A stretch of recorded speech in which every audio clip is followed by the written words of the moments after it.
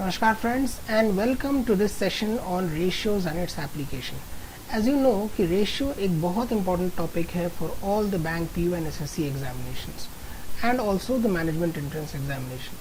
So इसका जानना हमारे लिए बहुत ज़्यादा important है and ratio का application जो है वो arithmetic के हर एक topic में आता है, mainly in percentage, mainly in time and work, time speed distance, mixture and alligation. हर जगह रेशियो का एप्लीकेशन है. In fact in geometry, algebra, everywhere ratios का application is very much there. Okay, तो इस टॉपिक को हम करेंगे. This is the first part of our topic on ratios. Now this topic ratios and its applications is applicable for mainly कौन से examination जो आपको स्क्रीन में दिख रहा है. इट्स एप्लीकेबल जो मैंने जो बनाया है lectures, it is oriented towards the SSC, CGL and the bank examinations, but कुछ parts जो है, कुछ specific parts management entrance exams के लिए भी applicable हैं. So उनके लिए भी ये benefit हो. Of course management entrance exams के लिए अलग से session बनाने का plan है, but for the time being कुछ parts आप देखेंगे management entrance exams के लिए भी applicable होगी, वो आपको by and by पता लग जाएगा. Okay, so as we see ratios पूरे टॉपिक को मैंने 3 पार्ट्स में डिवाइड किया है. तो सारे टॉपिक हम लोग 3 पार्ट्स में करेंगे. नाउ 3 पार्ट्स में the first part is on ratio and proportion rules. Okay, so ratio and proportion rules. The second is the variation and the application in partnerships. तो अगर ये क्लियर है तो इससे ये निकलेगा, और ये क्लियर होगा तो ये इसका एप्लीकेशन है, application in partnerships. Right, now समझने के लिए सबसे पहले हम जानेंगे कि रेशियो का मतलब क्या है. A ratio is a comparison of two quantities by division. तो अगर रेशियो और प्रोपोर्शन को मैं हिंदी में समझूं तो जो टॉपिक है हमारा वो है अनुपात और समानुपात. ओके, तो अनुपात और समानुपात. नाउ इफ यू से रेशियोज का मतलब क्या है, रेशियोज का मतलब है ratio is a comparison of two quantities by division. In other words, ratio means what part of quantity is of another. One quantity is that of another. यानी कि एक चीज दूसरे चीज का किस पार्ट कितने हिस्से में है, एक उस कंसेप्ट का मतलब है रेशियो. तो रेशियो का जो साइन है कुछ ये है, एंड रेशियो का कोई यूनिट नहीं होता है. There is no unit of ratio. Okay, now a ratio does not change if both of its terms are multiplied or divided by the same number. यानी कि रेशियो को अगर मैं ऊपर और नीचे सेम नंबर से डिवाइड करूं या सेम नंबर से मल्टीप्लाई करूं तो रेशियो में कोई चेंज नहीं होती है. जैसे मैंने उदाहरण के तौर पे यहाँ पे दिया हुआ है, 2/3 को अगर मैं 4/6 बनाता हूँ तो कोई फर्क नहीं पड़ता. उसके ऊपर में 2 और नीचे में 2 से मल्टीप्लाई करेंगे, इट बिकम्स एज 4/6. ऊपर में अगर 3 से और नीचे में 3 से मल्टीप्लाई करूंगा, it will be 6/9 which is again equal to 2/3. Okay, ratio को अगर मैं क्रूडली अगर मैं समझूँ एकदम बेसिक लेमैन टर्म्स में, तो हमें इस तरह से एक्सप्रेस करना है कि ऊपर वाला न्यूमरेटर और डिनोमिनेटर में कोई कॉमन फैक्टर ना हो. राइट, सिवाय 1 के कोई कॉमन फैक्टर ना हो, तभी हम रेशियो को मानेंगे this is the lowest possible form in which the ratio can be expressed. वो फॉर्म है जिसमें न्यूमरेटर और डिनोमिनेटर में कोई कॉमन फैक्टर नहीं है. Okay, so this is all about the ratios. Now एक बहुत इंपॉर्टेंट चीज जो मैं बताऊंगा आप लोगों को, that is the topic on comparison of ratios. So what do mean by comparison of ratios? How do we define the comparison of ratios? क्योंकि अगर हमें कंपैरिजन का पता लग गया तो हम काफ़ी सारे क्वेश्चन ऑप्शन एलिमिनेट करके हम कर सकते हैं. इसको समझने के लिए बहुत इंपॉर्टेंट है. तो मैं कुछ नंबर्स, कुछ रेशियोज और उसकी परसेंटेज वैल्यू लिख रहा हूँ तो हम और अच्छी तरह समझ पाएंगे कि मैं कहना क्या चाहता हूँ यहाँ पे. ओके, सो इफ़ आई से एक नंबर है 1/2, उसकी वैल्यू कितनी है 50%. अगर मैं परसेंटेज अप्लाई करूँगा, कैसे करूँगा, इसको मैं 100 से मल्टीप्लाई करूँगा तो ये रेशियो है और ये मान लो परसेंटेज है. सिर्फ ऑब्जर्व करते रहो और कुछ मत करो. 2/3 की वैल्यू कितनी है, इट इज़ 66.6%. 3/4 की वैल्यू कितनी है 75%, 4/5 की वैल्यू कितनी है 80%, राइट। तो अगर आप यहाँ पे कंपैरिजन करें इन चार रेशियोज़ का तो आपको दिखेगा कि 1/2 की वैल्यू जो है वो 2/3 से छोटी है, वो 3/4 से छोटी है एंड वो 4/5 से छोटी है।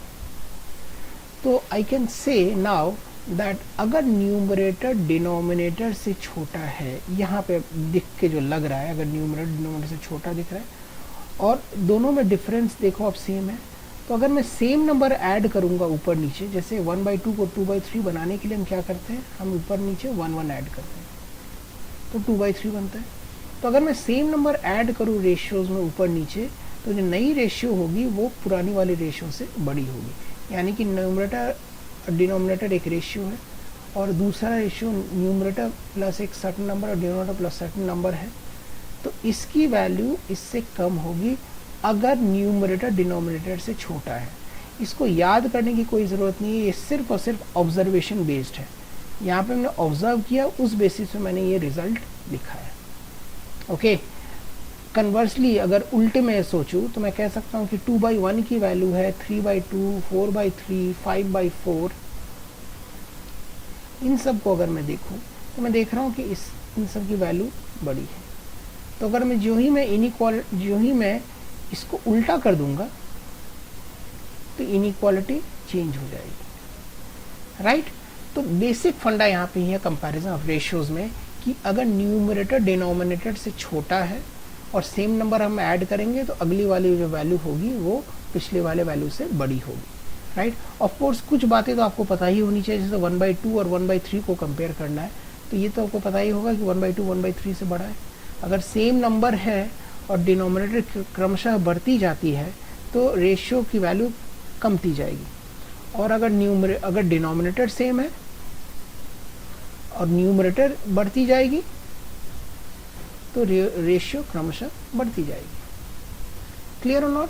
तो ये सब बातें तो आपको देखने से ही लगती है, इसमें कोई याद करने वाली बात कुछ नहीं है, सिर्फ ये थोड़ा ऑब्जर्व करना है कि अगर न्यूमरेटर डिनोमिनेटर से छोटा है और दोनों में डिफरेंस अगर सेम है तो अगर सेम नंबर में ऐड करूंगा तो अगले वाले की वैल्यू पिछले वाले वैल्यू से ज़्यादा होगी।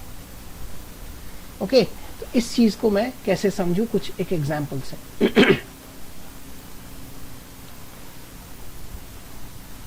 सवाल ये है, ratio of the ages of A and B is 4:5, यानी कि ए और बी की एजेस की रेशियो है 4:5। Okay, so after 5 years ratio of ages of A and B क्या हो सकता है, कुड बी, शुड भी नहीं होगा, could be, right, could be, इनमें से कौन सा ऑप्शन। तो मैंने आपसे कहा अगर मान लो किसी एक की एज अगर मान लो से 4 साल है और 5 साल है, तो अगर मैं सेम नंबर ऐड करूंगा तो ये इसकी वैल्यू 9 साल और 10 साल ही होगी, यानी कि अगर सेम ईयर्स के बाद ए हमेशा बी से तो छोटा ही रहेगा अगर सेम ईयर्स रहे तो ए बी से कभी बड़ा तो हो ही नहीं सकता है, यानी कि ये ऑप्शन जो है वो गलत ऑप्शन है, राइट। अब इन चार में से कोई एक देखना है, तो मैंने आपसे कहा है कि 4/5 की वैल्यू जो होगी वो श्योरली 4 + x/5 + x से छोटी होगी, राइट। अगर x कोई भी नंबर में है यहाँ पे, तो अगर सेम नंबर में ऐड करूँगा ऊपर नीचे तो इसकी वैल्यू जो होगी वो इस वैल्यू से तो बड़ी होगी। अब सेम नंबर यहाँ पे 5-5 साल है, तो यानी कि ऑप्शन वो होगा जिसकी वैल्यू 4/5 से बड़ी होगी।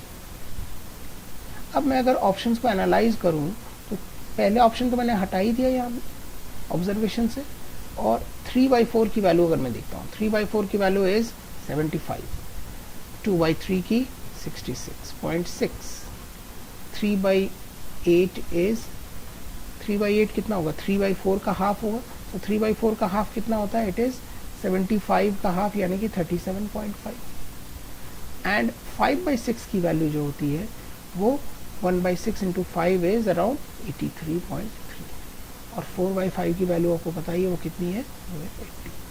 तो मैं कह सकता हूँ ये तीन ऑप्शन जो होंगे वो तो कभी नहीं पॉसिबल है, यानी कि ये ऑप्शन नहीं होगा, ये ऑप्शन नहीं होगा एंड ये ऑप्शन नहीं होगा, और ये तो पहले से ही हमने हटा रखा, तो यही एक ऑप्शन बचता है। और ये भी देख लो यहाँ पे कि 5/6 जो है वो 4/5 से बड़ी है,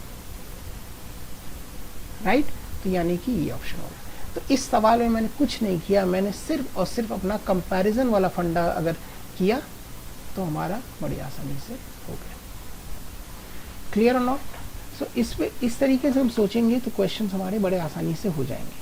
ओके, हमें सिर्फ और सिर्फ आँख कान खुला रखना है। हमें एक चीज़ ये ऑब्जर्व करनी है, दूसरी ये ऑब्जर्व करनी है।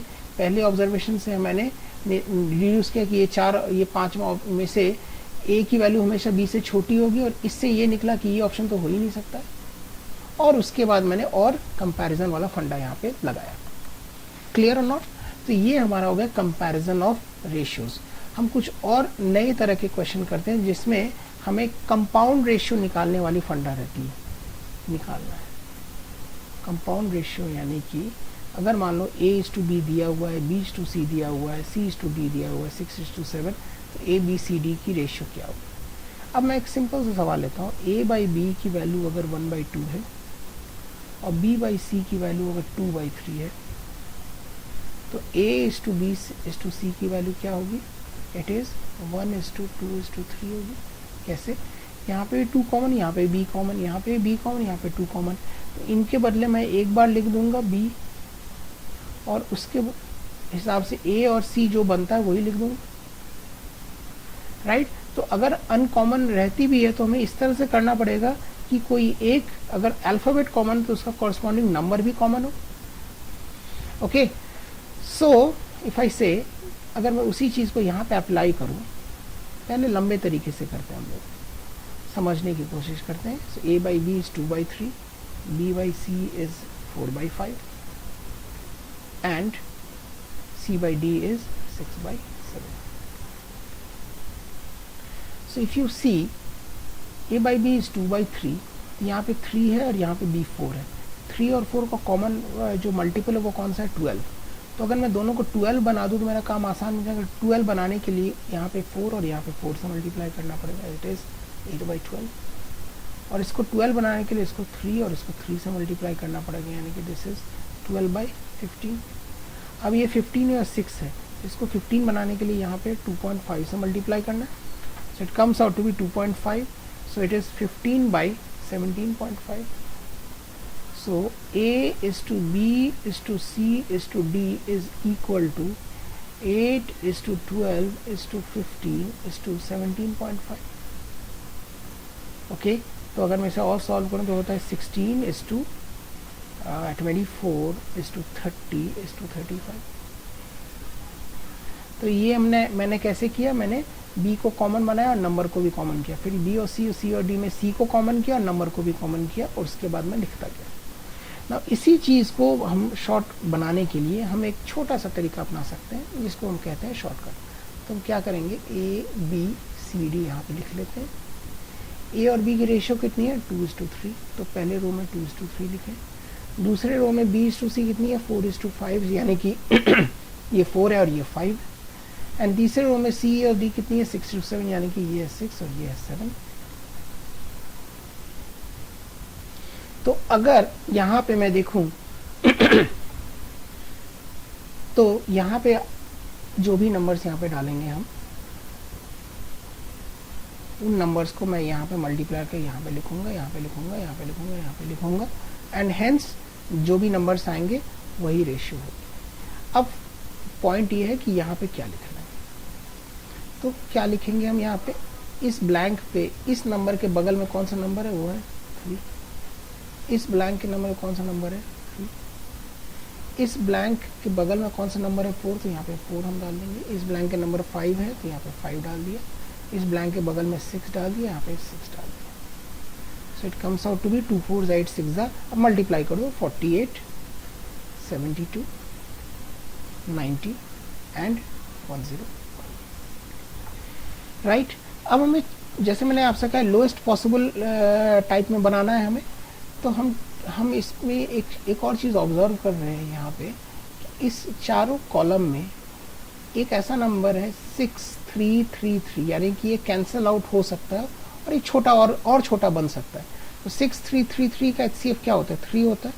तो आप ऐसा करो कि इस पूरे कॉलम में कोई किसी भी एक नंबर को 3 से डिवाइड दे दो, तो प्रेफरेबली उस नंबर को 3 से डिवाइड दो जो 3 से डिविजिबल है, तो इसको 3 से डिवाइड दे दो, ये कितना बन गया 2।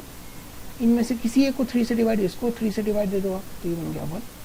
इनमें से किसी एक को डिवाइड दिए बन गया 1, इनमें से इसको 3 से डिवाइड दिए बन गया 1। अब मल्टीप्लाई कर सो 2 4 8 2 16, 4 6 24, 5 6 30, 7 5 35। So 16, 24, 30 and 35.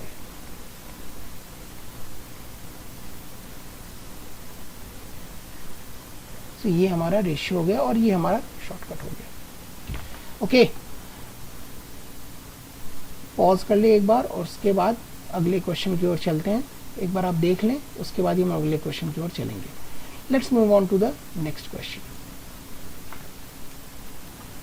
सो यहाँ पे a is to b कितना है, 1/2 is to 1/3, b is to c is 2/3 is to 3/2, d is to c is 7 is to 5। अब देखो यहाँ पे लीनियरली रिलेशन नहीं फॉर्म हो रही, तो हमें लीनियरली बनाना है। तो कैसे बनाएंगे हम, यहाँ पे b है और यहाँ पे d और c है, तो इसको हम c और d बना देंगे और इसको लिख देंगे 5 is to 7।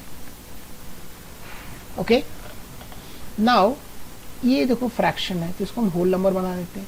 तो फ्रैक्शन से होल नंबर बनाने के लिए क्या करेंगे, हम यहाँ पे 6 से मल्टीप्लाई कर देंगे, 2 और 3 का एलसीएम 6 से मल्टीप्लाई कर दे, half into 6 is two 1/3 into 6, कितना बन गया, ये हो गया आपका 3 is to 2।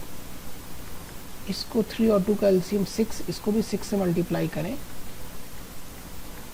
एंड ये कितना हो गया, ये हो गया 4 and this is 9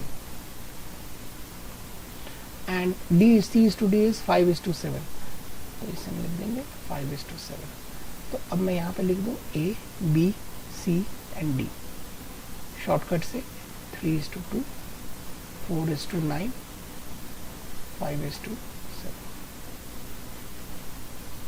2 के बगल में ये सारे 2 से भर दो, 9 को 9 से भर दो, 4 को 4 से भर दो, 5 को 4 से भरो, इसको 4 से भरो, राइट।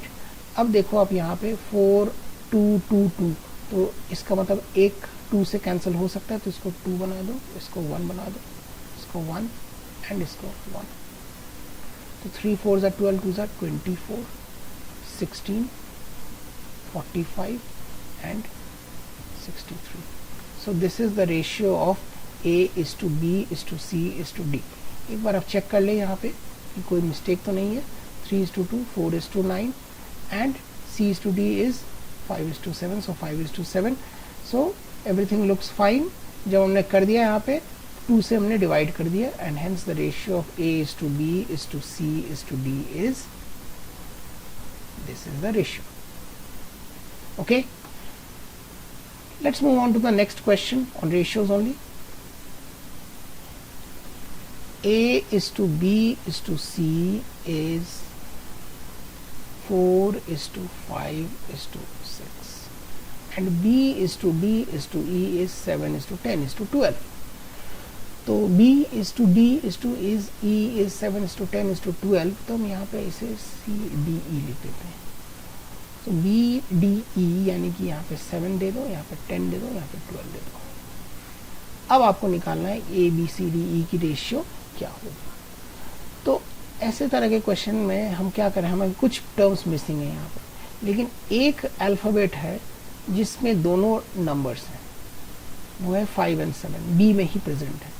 तो करो क्या, आप यहाँ पे जो ब्लैंक है यहाँ पे आप 5 और 5 से मल्टीप्लाई कर दो, यहाँ पे 7 और 7 से मल्टीप्लाई कर दो, so it comes out to be 28, this is 35, this is 42, this is 50 and this is 60।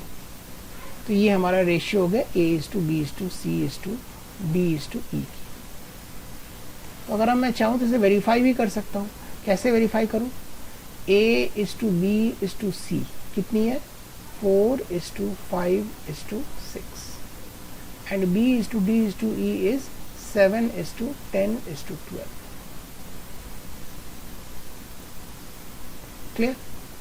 अब 5 और 7 को कॉमन करने के लिए हमें ऊपर नीचे 5 को हमें 35 बनाना पड़ा। 5 और 7 का एलसीएम कितना होता है? 35 होता है। तो हम इसे 7 से मल्टीप्लाई कर देते हैं और इसको हम 5 से मल्टीप्लाई करते हैं और देखते हैं क्या होता है।